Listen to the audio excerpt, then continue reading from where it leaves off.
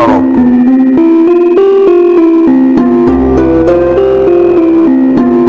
Warok gagah perkasa, berani berkorban untuk sesama. Air jernih tertuang dalam gelas menjadi obat. Air mengalir adalah tirta keabadian. Ini adalah Ponorogo.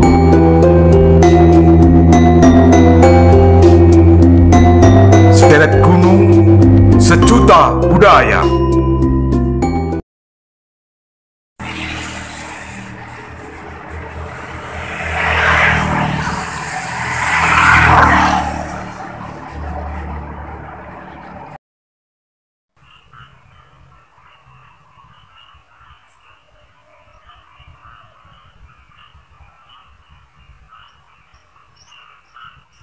Salam budaya, rahayu, waras.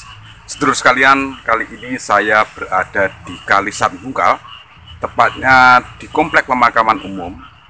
Dan saya saat ini sowan untuk ziarah ke makam Eyang Irondaru. Semua tentang Irondaru dan bagaimana Irondaru. Saya sudah berada di pemakaman beliau di makam Irondaru Kalisat Bungkal. Monggo. Ibu Pertiwi.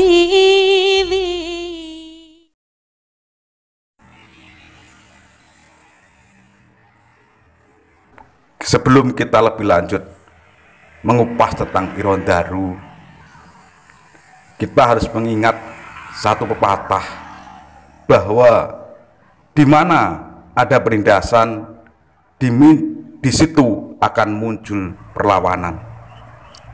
Karena yang ditindas meski orang kecil tentunya akan menyebabkan dia mempertahankan hak untuk hidup nyaman, untuk hidup berkecukupan, untuk hidup yang lebih layak dari yang ada. Terlebih soal perut, soal pangan, tentu ini akan menjadi sebuah ganjalan bila kita ditindas. Jadi di mana ada penindasan, di situ akan timbul sebuah perlawanan.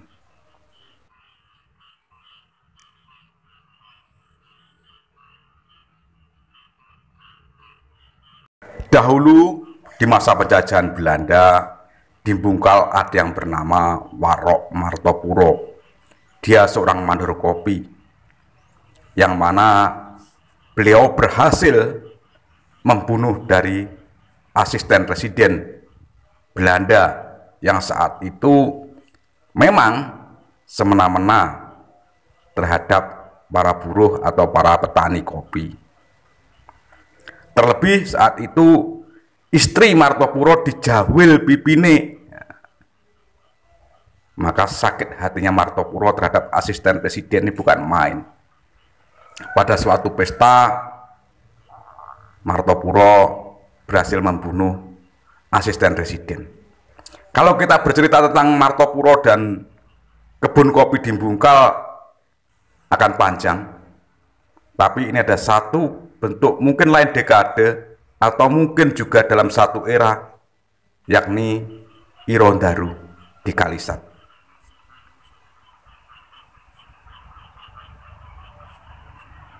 Irondaru ini kita bisa melihat ada dua kali rehabilitasi yang mana dilakukan oleh cucu Tulungagung.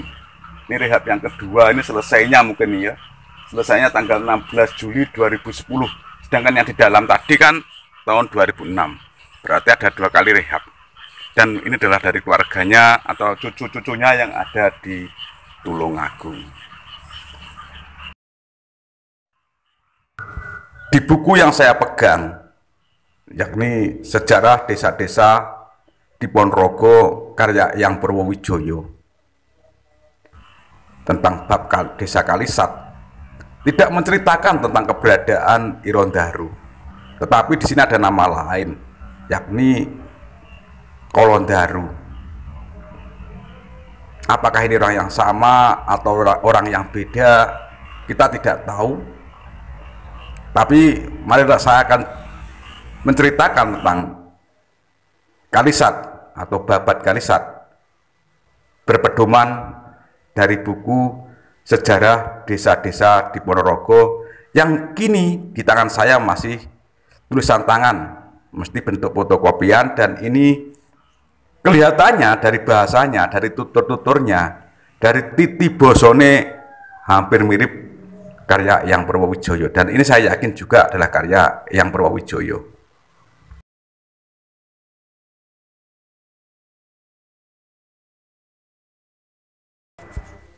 Dalam buku Sejarah Desa-Desa Ponorogo, halaman yang 192, bab yang 190 dari tulisan tangan yang berjudul Desa Kalisat. Ini saya bahasa Indonesiakan karena di sini adalah bahasa Jawa. Pada zaman dahulu, di zaman perang, ada rombongan yang ngungsi. Rombongan tadi yang menjadi Manggolojudhonya atau pemimpinnya disebut Norokusumo. Sampai pada tempat yang menjadikan cocok rentekeng hati lan pikir, maka dia mulai babat, dan babatan tadi pun menjadi luas.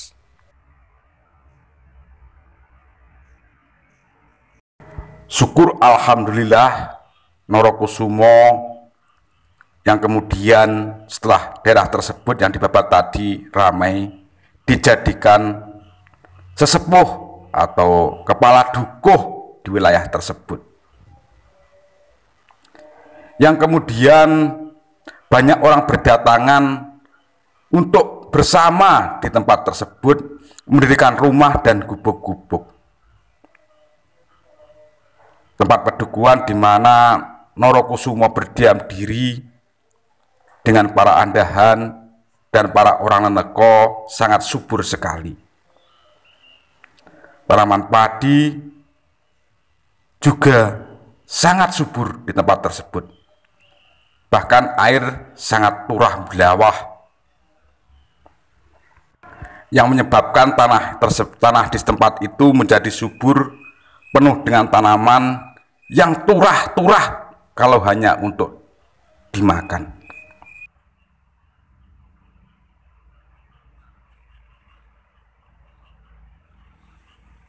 Diceritakan ada sebuah daerah yang mana dawahannya itu selalu ambrol-ambrol saja.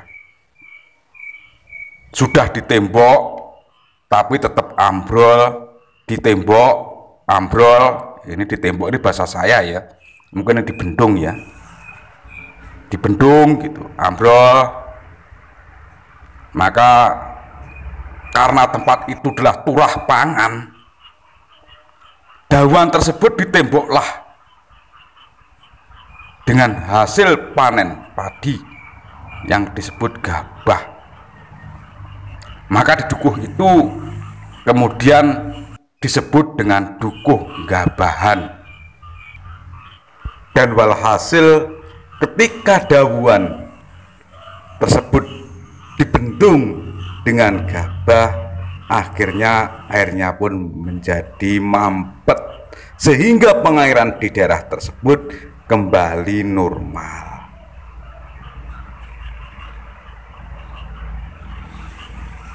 Sedulurku sekalian, diceritakan putri dari Norokusumo salah satunya diambil menjadi selir oleh ratu.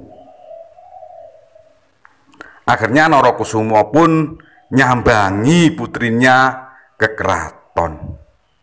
Ya mau bagaimana lagi, wong ya anak, meski dengan ratu rasa khawatir orang tua tentu ada.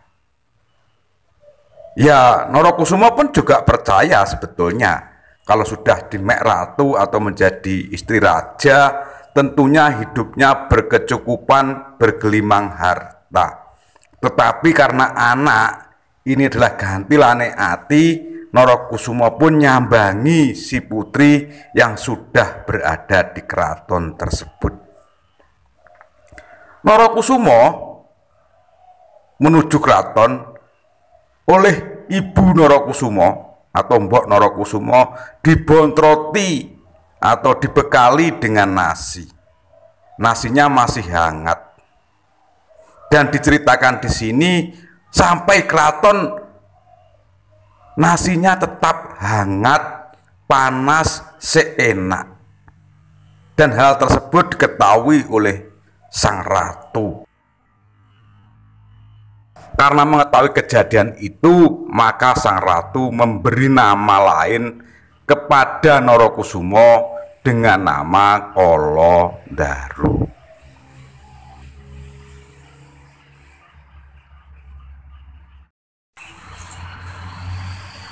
Demikian dulu apa yang bisa saya sampaikan. Ada kurang dan ada lebih, saya mohon maaf yang sebesar-besarnya. Dan bila video ini Anda anggap bermanfaat, tolong panjenengan share kepada sanak, batih, kadang, dan keluarga panjenengan.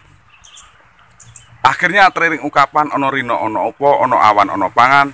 Salam budaya, rahayu, waras. Wassalamualaikum warahmatullahi wabarakatuh.